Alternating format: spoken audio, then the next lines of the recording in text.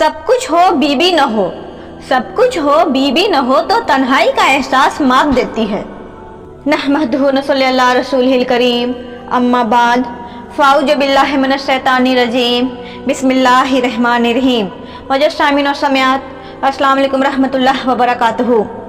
आज का मेरा मौजू है कि अगर किसी की बीबी न हो और उसकी ख्वाहिशे नफ्स पड़ी हुई हो तो वह क्या करे। सब कुछ हो, बीबी न हो तो तन्हाई का एहसास मात देती है। इससे एक और मतलब निकलता कि लिबास के बगैर एक लम्हा भी गुजारा नहीं, बीबी के बगैर कोई जिंदगी नहीं। इसी तरह खामिंद के बगैर औरत की कोई जिंदगी नहीं। हमारा बदबख्त माशरा किसी लड़की का तलाक हो जाए, वो गल सड़ के मर जाती है, उसकी शादी नहीं होती। कोई जवान लड़की बेवा हो जाए तो वो सिसक सिसक के मर जाती है, उसकी शादी नहीं होती। अगर कोई 40-50 साल का हो जाए मर्द और उसकी बीवी मर जाए तो उसे फिर लड़की देने के लिए कोई तैयार नहीं। और लिबास का लफ्ज बताता है कि शादी के बगैर इंसान नंगा है और नंगे इंसान का कहीं भी गुजारा नहीं। हजरत इब्ने मसऊद का फरमान है कि अगर मेरी मौत में 10 दिन भी बाकी हो तो भी मैं शादी कर लूंगा अगर मेरी बीबी मर जाए। अबू हुरैरा रजी अल्लाह ताला अन्हु कहते हैं कि मेरी जिंदगी में 7 दिन बाकी हो और मेरी बीबी मर जाए तो मैं 1 हफ्ता भी बगैर शादी के नहीं रहूंगा, मैं शादी कर लूंगा। तो हम एक हिंदी मुआशरे से मुतासिर हैं जहाँ बेवा की कोई सुनवाई नहीं, मुतल्लका की कोई सुनवाई नहीं। और अगर कोई जवान भी 2-4 बच्चे हो और बीबी मर जाए तो उसकी कोई शादी नहीं, वो सिसक सिसक के बिलक बिलक की जिंदगी गुजारते हैं। लफ्ज़ लिबास बता रहा है कि जैसे लिबास के बगैर एक लम्हा आदमी चैन से नहीं बैठ सकता, ऐसे ही इस रिश्ते के बगैर जिंदगी में कोई खूबसूरती नहीं, कोई हुस्न नहीं। मेरे नौजवान भाइयों सुने, जिसका निकाह अभी हुआ नहीं है, एक निकाह से पहले का दौर, एक निकाह करते वक्त का दौर, एक निकाह के बाद का दौर, गोया कि बताया जा रहा है कि निकाह करने वालों, निकाह करने से पहले भी अल्लाह से डरते रहना, निकाह करते वक्त भी अल्लाह से डरते रहना और निकाह के बाद भी अल्लाह से डरते रहना।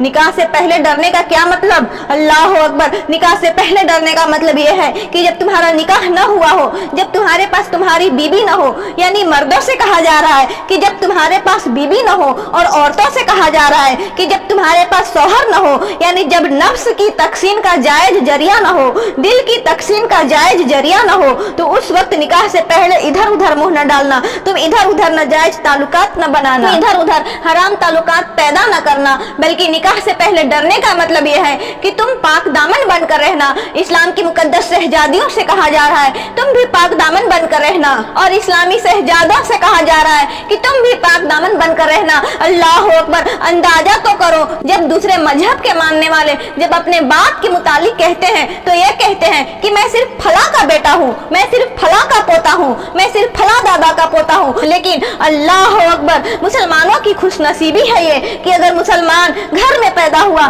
तो सिर्फ अपने बाप का नहीं बल्कि इस्लाम का बेटा कहलाता है, इस्लाम का शहजादा कहलाता है। इस्लाम के शहजादे पाक दामन न होंगे तो किसके शहजादे पाक दामन होंगे? इस्लाम की बेटियां पाक दामन न होंगी तो किसकी बेटियां पाक दामन होंगी? अगर आपका अभी निकाह नहीं हुआ और निकाह की उम्र हो गई और वालिदैन तवज्जो नहीं दे रहे, या कोई रिश्ता नहीं आ रहा, या फिर पसंद का रिश्ता नहीं आ रहा, तो होता क्या है? नतीजे क्या निकलते हैं? नबी सल्लल्लाहु ताला अलैहि वसल्लम ने इसका क्या हल बताया? जिसकी शादी ना हुई हो और उसकी ख्वाहिशें नफ्स पड़ी हुई हो, रोजा। ऐसे लोगों को क्या हल बताया गया? रोजा। आप अपने नफ्स को कंट्रोल करने के लिए रोजा रखें।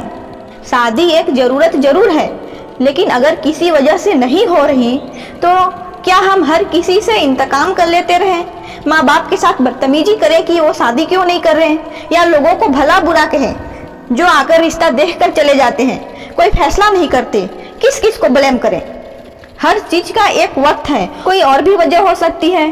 तो ऐसी सूरत में याद रखिए, शादी एक जरूरत जरूर है, लेकिन अगर किसी वजह से नहीं हुई तो हजरत आयशा रजी अल्लाह ताला अन्हा की मिसाल को सामने रख लें। 18 साल की उम्र में तो वो बेवा हो चुकी थी, वो 48 साल जिंदा रही। बाद में उन्होंने कितनी प्रोटेक्टिव लाइफ गुजारी, उन्होंने 2000 से ज्यादा हदीस रिवायत की, कितने इल्म की खिदमत की।